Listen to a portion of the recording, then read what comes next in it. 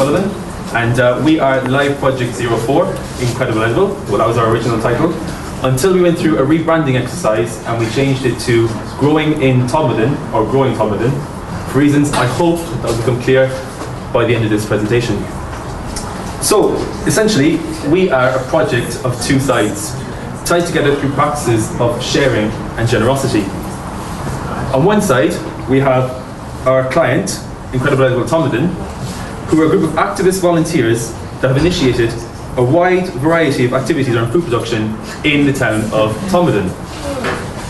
This is led by the very charismatic but fairly vocal character of Pam Warhurst. She believes that sustainable production and consumption of food in the UK is dependent on widespread behavioural change. But for the organisation to succeed, it relies on its core group of volunteers and the can-do attitude that they bring. On the other side, we have our second client, the Eco-Nomadic School, a partnership of 4 European organisations organisations active in the transmission of ecological skills and knowledge, represented by Donna Petrescu. So, on the first week, we met our mentors, John Sampson and Kim Trogel.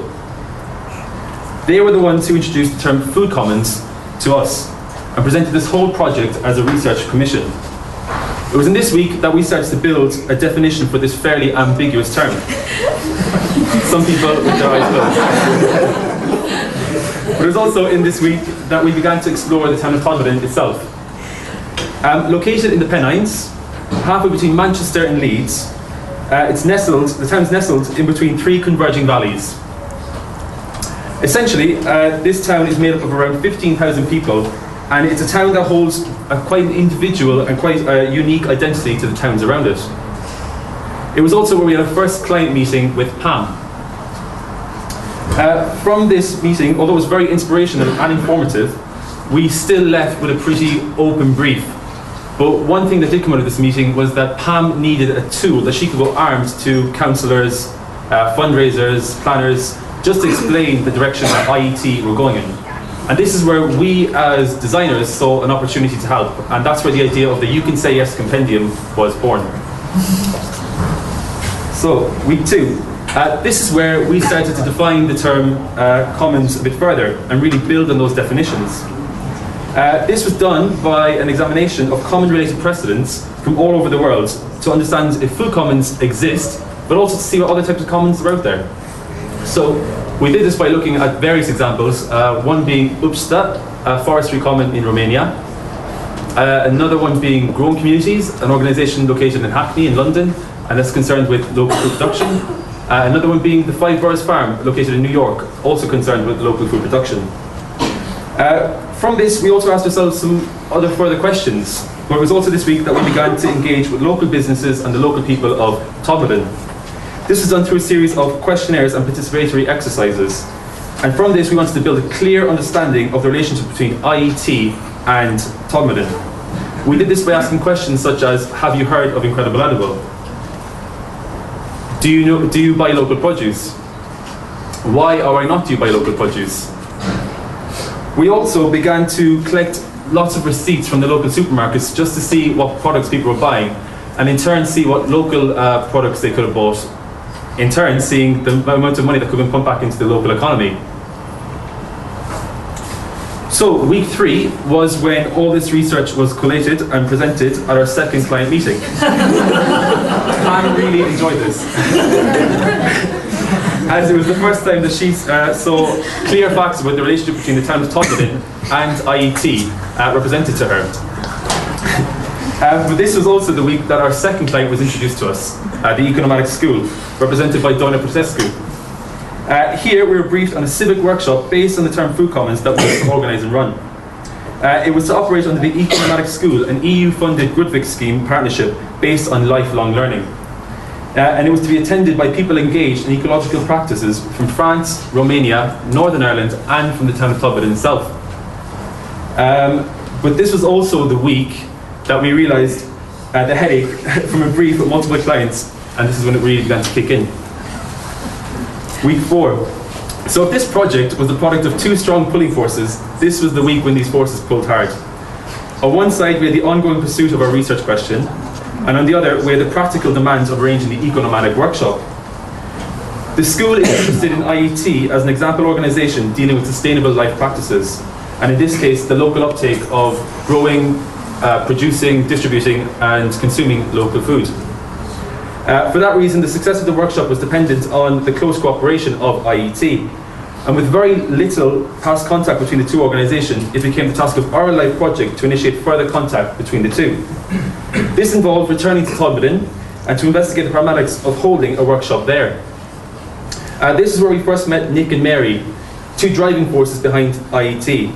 And speaking to them, we discovered some further aspirations of the organisation, such as the land survey, a tool which would aid in identifying sites for food production and in turn let IET grow beyond their current limitations. A brief for Gopli Reservoir. This is really building on their future aims of developing this hilltop site. And also a brief for Daisy's Garden. This involved the establishment of a community grown garden in a social housing estate and addressing an area that IET had previously failed in. So week 5 came and gradually our efforts began to come together.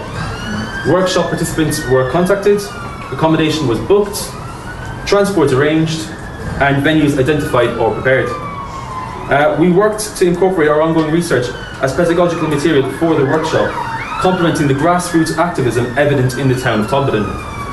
For the success of the workshop, we would have to utilise each of the 12 members of our group, and this ranged from the compere via the media team and discussion leaders right through to the back of house team. This combination and the skills that we possess as architects was what led us to a successful planning of the 2-day workshop. So day 1 of the workshop was titled People and Places, and it had 2 main aims. First, it was an opportunity for the participants to get to know each other, a vital element of the workshop. And secondly, it was a chance for everyone to understand and appreciate the work of IET in Todmorden.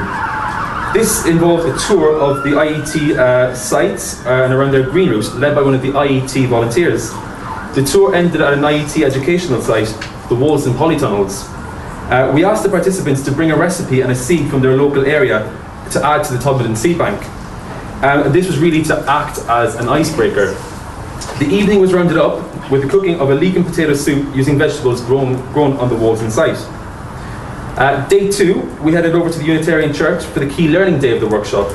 This was a balancing act as our research, we wanted it to be intertwined with the day's discussions. We also wanted the workshop to enrich our research, but also be beneficial to the participatory groups that were coming, as they were each coming with their own individual interests and their own individual identities. So we started the day with a brainstorm on the concept of commons, and then we had a series of facilitated discussions with drawings as their key outputs. In addition to this, we ran a design activity based on Daisy's Garden brief. This was complemented by a series of presentations which gave the participants a chance to hear of each other's work, further strengthening ties that were made in the workshop. Through the day, we realised the challenge of language barriers that existed between the participants, but thankfully this was overcome through the use of drawing, which really strengthened the connections in the group. So, week 6, we headed back to Sheffield with a broken down van and with 1 week to go to really update our research and disseminate out our findings to both IET and to the Eco-Nomadic School workshop participants. In this short period of time, we were able to publish our research in the form of the You Can Say Yes Compendium. This is a tactical document designed to support IET in their ongoing advocacy for widespread behavioural change in the production, distribution and consumption of food. In the end, as well as handing over the compendium, we were able to leave IET with a set of briefs that will enable them to engage with future students and organisations more efficiently. For the Eco-Nomadic School, we had to produce a digital collective of resources co-produced in the workshop, as well as postcards to serve as pedagogical material relating to the concept of food commons and transmissible by post through a European-wide network. We can also sit here today with the knowledge that we initiated contact with groups of people that may work together in the future towards complementary goals.